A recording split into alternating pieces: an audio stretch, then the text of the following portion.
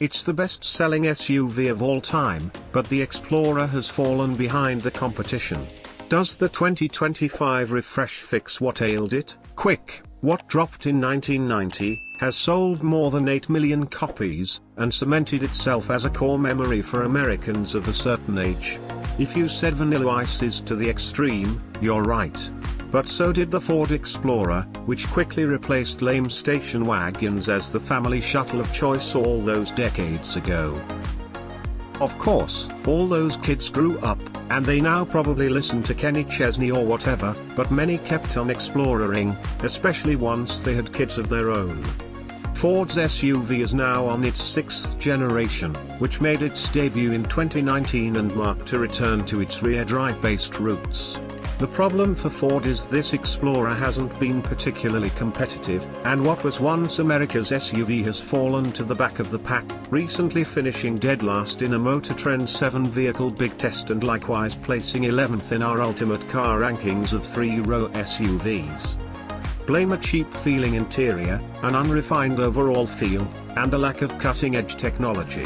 The good news for Explorer fans is that Ford addressed all three of these areas with the 2025 model we just drove. But did the company do enough to put the Explorer back on top? What didn't need to be fixed? First, however, let's start with what the 6th Gen Explorer already did well.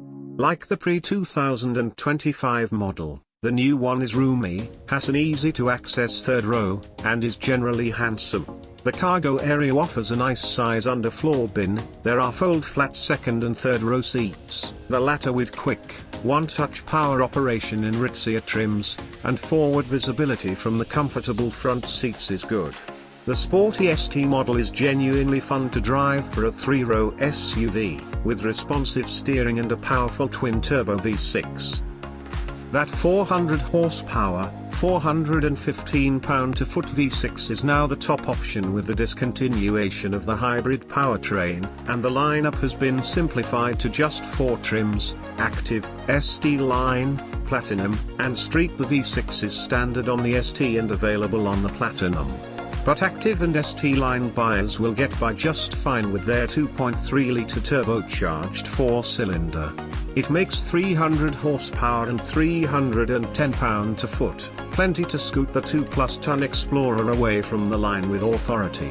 The Explorer is rated to tow 5,000 pounds with either engine, as well, and the 10-speed automatic transmission used across the lineup is smooth and generally smart about gear selection.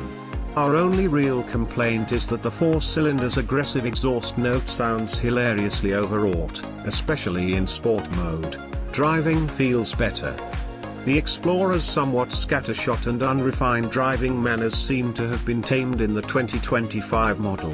An accelerator that we've criticized as too jumpy feels more appropriately matched to a 3-row family SUV, even if it is still eager.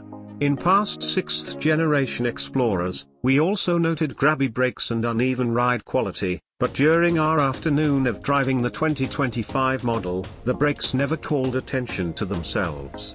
Among 4 examples we drove, all but one rode just fine even over rutted and pockmarked dirt roads. The exception was the base Active model. It was acceptable, too, but demonstrated more wheel flutter and patter. The Explorer is easy to place in your lane and to park, and the steering is accurate and not too heavy. There are of course multiple drive modes that few if any owners will ever use, including off-road and sport, though these do meaningfully alter the Explorer's responses. We did some light off-roading on sloppy 2 tracks, and it's clear that even in normal mode, the new Explorer is perfectly capable of getting you and your kin to that cabin in the woods. It's better, but is it competitive? Beyond the things we've already mentioned, other gripes are that the second-row seats require real muscle to return to their fully upright and locked position once they've been tilted forward, and that the cargo area's tie-down rings are made of a flexible plastic that feels destined for a short lifespan. These are small demerits. Overall, Ford has meaningfully updated the Explorer and brought it more in line with the expectations of the segment. We'll have to wait until a fresh comparison test to see if the 2025 model has surpassed the competition, but longtime Explorer and Vanilla Ice fans should be pleased.